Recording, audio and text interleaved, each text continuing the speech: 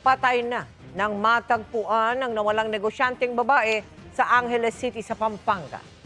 Nasa mismong bakuran lang niya ang kanyang mga labi at nakalibing sa tabi ng kulungan ng baboy.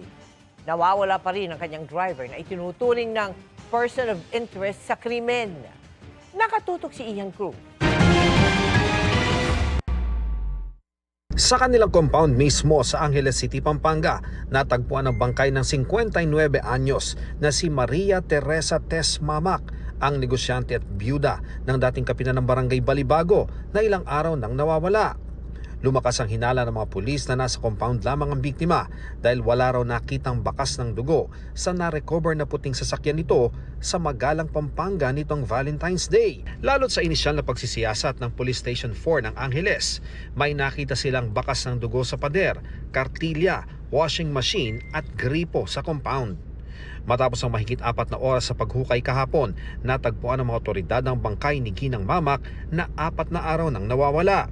Nadiskubre ang kahina-hinalang hukay sa gilid ng mga kulungan ng baboy.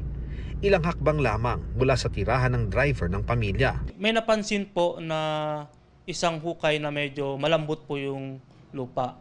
Then habang hinuhukay po yung lupa ay meron pong nakita na paa. Sabi ng pulisya, sa lalim ng hukay, posibleng nakahanda na raw ito bago pa isinagawa ng suspect ang krimen.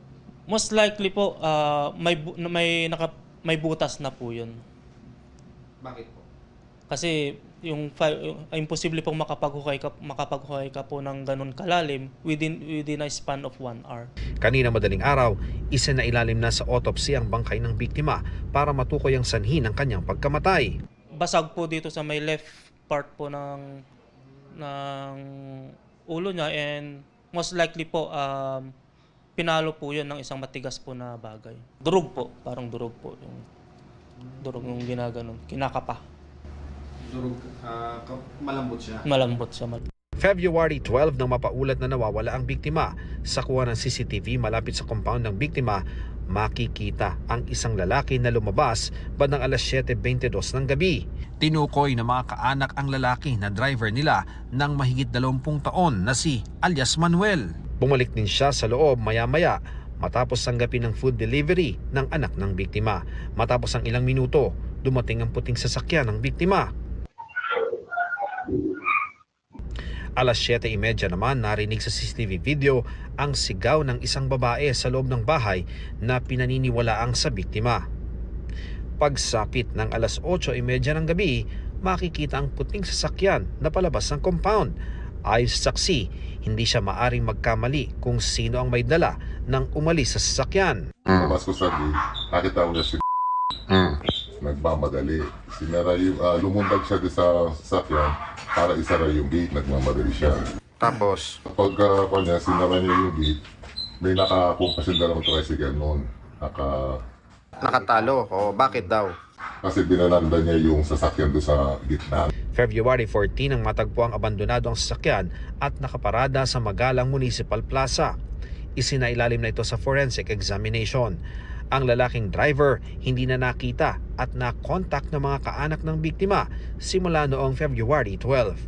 Ayon sa pulisya, itinuturing na person of interest ang driver na target ngayon ng manhunt operation.